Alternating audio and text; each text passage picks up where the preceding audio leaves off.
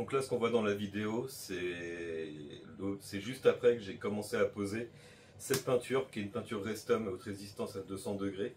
Donc j'ai décidé de mettre cette peinture sur la butée pour régler mon problème de calage de butée. Pourquoi j'ai décidé de mettre de la peinture avec un vernis par-dessus, haute température aussi? Parce que je pense qu'un mastic ou un Saint-Ofer, certes, sera plus costaud, plus rigide, mais s'il se détache, il aura des chances qu'il aille faire du dégât dans le moteur. Et je veux éviter ça, même si je pense en effet qu'un mastic serait une meilleure solution et pour faire de l'épaisseur et pour que la surface soit plus dure, je préfère pas prendre ce risque. Donc je pense que cette peinture, une fois bien sèche, sera assez résistante avec le vernis pour que le Valvetronic trouve sa butée. Donc c'est ce qu'on va voir. Et donc là, ce que vous voyez depuis tout à l'heure à l'écran, c'est le moment où justement j'ai fini de peindre la butée et où je vais commencer à prendre des mesures par rapport à une autre culasse qui elle est bonne pour voir où j'en suis en termes d'épaisseur de la butée et si j'ai rattrapé le 10e manquant. A priori, j'ai quand même un bon écart, j'ai une bonne couche de peinture. Donc là, je pense à l'eau au 400 déjà. Il faut que je réduise cette grosse couche de peinture que j'ai au final. Bon, je viens de pas mal poncer. Je me rapproche pas mal de la mesure de l'autre, je pense. Là, je suis pas mal. Ok, donc là, je suis très très proche entre les deux. Je pense que je suis pas mal. Je pense que je peux ajouter maintenant le vernis.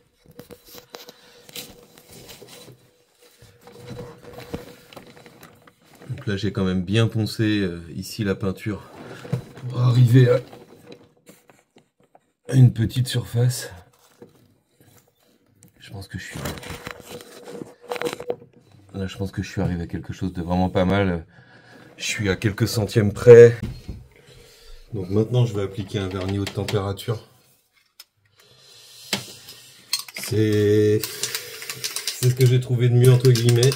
Je vais pas l'appliquer par pulvérisation parce que je veux vraiment maîtriser la couche que je veux mettre. Je vais le pulvériser là-dedans et je vais l'appliquer au pinceau. J'ai appliqué une fine couche au pinceau de vernis. 1 heure température ambiante et puis le chauffer ensuite à 160 degrés. Voilà, j'ai séché le vernis. Je viens de prendre une dernière mesure. Je serai à 6-7 centièmes supérieur sur cette butée là par rapport à l'autre.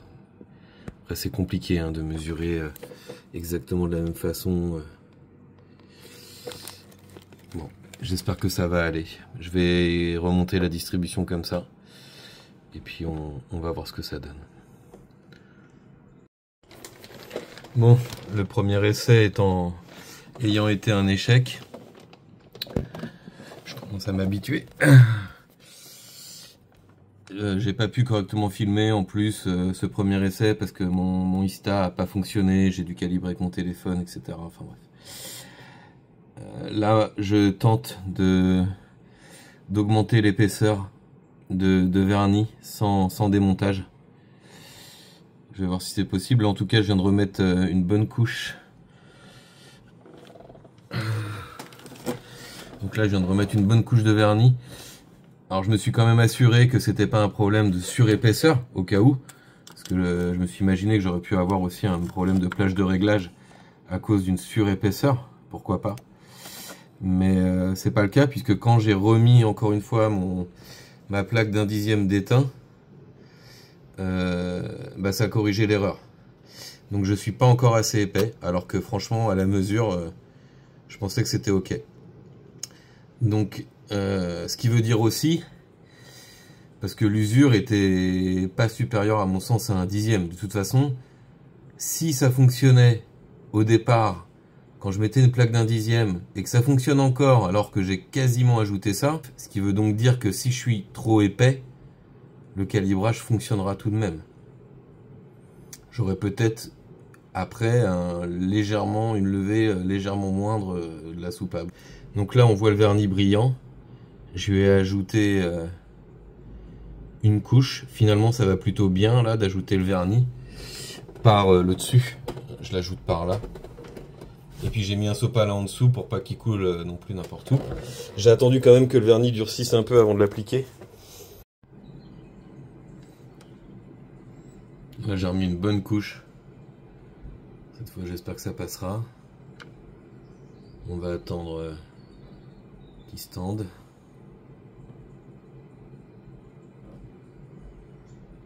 Là franchement ça doit y aller. Ça doit être bon. Encore un échec et je pense que le vernis est pas assez dur. Là on voit qu'il s'est fait écraser. Il s'est fait écraser lors du calibrage. Et quand j'ai mis mon morceau de métal, ça s'est correctement calibré, mais pour le coup, il est vraiment venu appuyer fort sur le morceau de métal aussi, le morceau de nickel. J'ai dans une de mes poches là. Là on voit que cette fois c'est venu appuyer assez fort dessus quand il a calibré.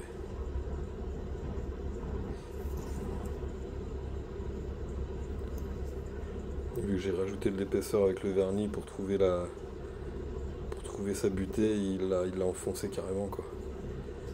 C'est quand même fort, c'est plus puissant que ce que je pensais. Donc il écrase le vernis en fait, et il trouve pas la butée. Bon, je vais effectuer un retour arrière. Je vais reponcer la butée. Parce que, comme on l'a vu, ou pas d'ailleurs, parce que le vernis que j'ajoute, bah finalement c'est certainement pas une surface assez dure pour qu'elle soit trouvée par le Valvetronic. Puisque quand je calibre, il fait toujours l'erreur, et quand j'ajoute mon bout de nickel, il la fait plus, sauf que là maintenant il écrase, comme on l'a vu juste avant, il écrase vraiment le nickel. Donc là il commence à forcer sur la butée et puis il va la péter, c'est sûr. Donc faut que j'arrête là. Donc ce que j'ai pris comme décision, parce qu'il y a quelque chose d'autre que j'ai remarqué, c'est que malgré que je débranche le moteur Valvetronic et la batterie, quand il est calibré, et que je remets le contact, que je remets la batterie et que je rebranche tout, et ben le Valvetronic se remet en position de démarrage. Et donc il garde le calibrage en mémoire quoi. Donc je sais pas combien de temps c'est conservé dans cette mémoire non permanente, les positions Valvetronic, puisque moi je l'avais laissé débrancher 1 an, forcément il l'a recalibré, et puis il y a d'autres gars à qui ça arrive de devoir recalibrer, donc je sais pas combien de temps elle dure. Moi j'ai essayé déjà 4 ou 5 heures, je vais essayer plus longtemps maintenant, mais je me dis que si ça fonctionne comme ça, je vais laisser comme ça. Pause sur ce passage, parce que là ça me paraît vraiment important. Moi j'avais toujours vu dans les différents tutos que j'ai vus sur YouTube, où les mecs à chaque fois qu'ils enlèvent leur couve-culasse, qu'ils débranchent leur moteur Valvetronic, qu'ils leur mettent à la fin, il y a toujours le calibrage Valvetronic à faire au niveau des butées. C'était vraiment ancré, ça m'avait ancré dans la tête comme quoi de toute façon il fallait le faire, une fois qu'on enlevait et qu'on remettait le moteur Valvetronic. Mais finalement, je me rends compte, après tous mes tests, après avoir passé des mois à travailler sur ce Valvetronic, à voir comment il réagissait, là je me rends compte en effet que j'ai beau débrancher le Valvetronic, j'ai beau débrancher la batterie, au moment où je rebranche le tout et que je mets le contact, eh bien le DME a bien retenu les positions et revient en position de démarrage, c'est qu'il a retenu les positions de butée min et max. Et en fait, dites-moi, parmi vous, où est-ce que c'est marqué qu'il faut faire le reset des butées quand on remet un moteur Valvetronic? En fin de compte, j'ai vérifié sur la procédure, sur Insta, sur la procédure BM, parce que ça m'avait jamais percuté en fait, mais dans la procédure, c'est pas marqué. Alors que la procédure, elle se veut quand même assez précise, et généralement même, elle précise des choses qui sont pas forcément utiles parfois. Et bien là, elle le dit pas. Ou, enfin, sinon, trouvez-moi une doc qui le dit. Mais en fait, moi, la mienne, là, sur Insta, ça en parle pas de ça. Ça dit vérifier le fonctionnement du DME après avoir tout remonté. Donc concrètement, vérifier si le DME a gardé en mémoire les positions. Donc voilà pourquoi, après tout, je me suis dit que, après ces différents échecs sur la peinture, eh bien je me suis dit que j'allais la tenter comme ça. Puisque si après tout il retient en mémoire le calibrage, je ne vais pas prendre plus de risques à forcer sur la butée, à la casser, surtout qu'il y a de fortes chances que ça arrive.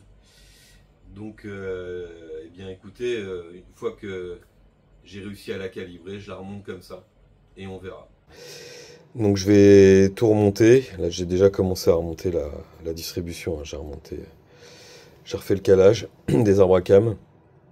Je vais tout remettre, mettre le couve-culasse juste avec une ou deux vis, la démarrer, vérifier qu'elle tourne bien, vérifier 2-3 valeurs sur l'arbre excentrique et ce genre de choses.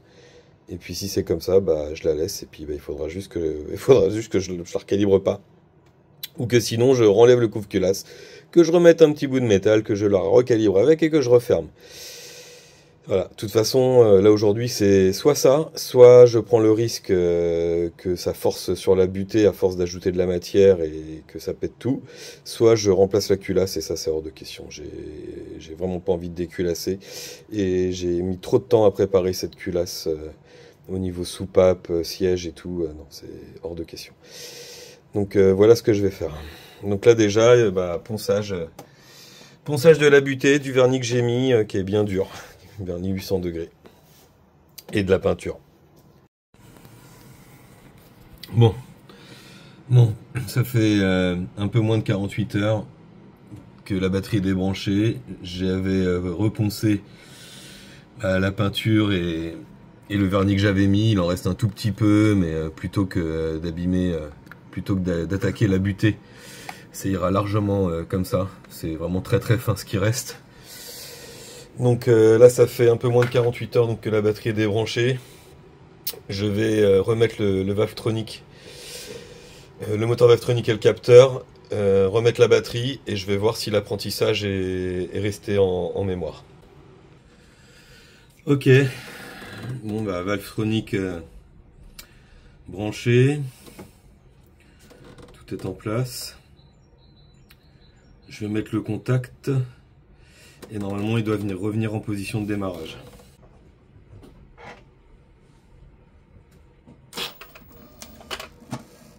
Bah, apparemment, il a bien retenu la position, hein, après 48 heures. Bah écoutez, hein, on va tenter comme ça. Hein. C'est vraiment du bricolage. Hein.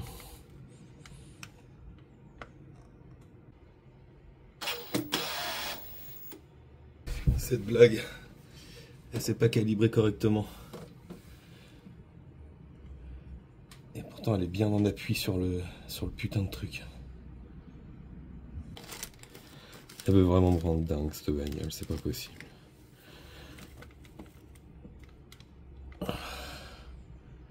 Il le touche bien. Je suis peut-être pas assez épais de pas grand chose. Enfin pas épais, je veux dire large. Je suis peut-être pas assez large de pas grand chose. Si j'avais fait ça la première fois, j'aurais peut-être jamais vu. Ou c'est peut-être qu'en ponçant la peinture, j'ai reponcé de la butée. Là, j'ai pris un gros. C'est une putain de blague quand même. Genre le mec, bon allez, je fais un dernier calibrage, histoire d'être sûr, machin. Vu que j'ai poncé, nanana. Bah t'aurais mieux fait de t'abstenir, gros con. Allez.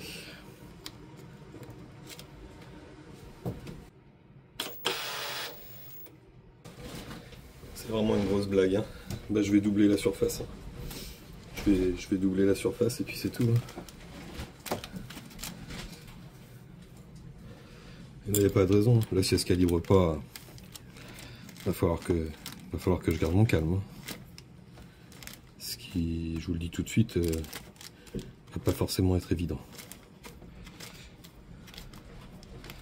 Parce que là ça va bien là quand même là. Ça fait. Oh, hein, au bout d'un moment.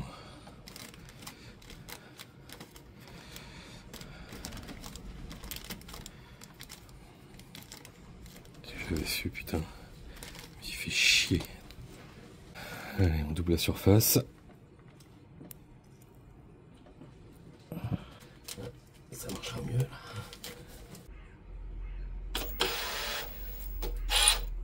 Bah voilà, hein, vous l'aurez compris.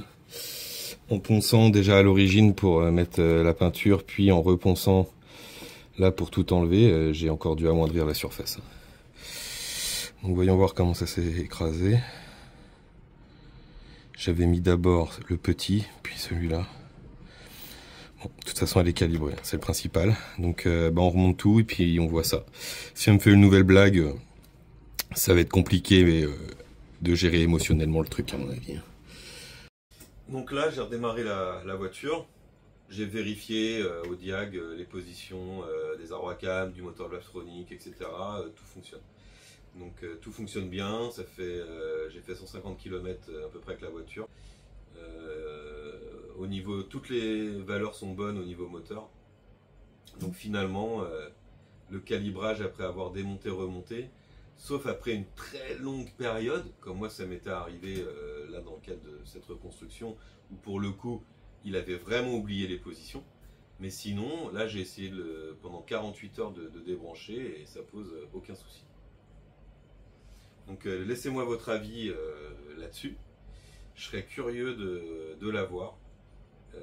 En tout cas, pour moi c'est une légende urbaine, quoi, de recalibrer le Valvetronic à chaque fois qu'on le débranche ou qu'on le démonte. C'est pas utile.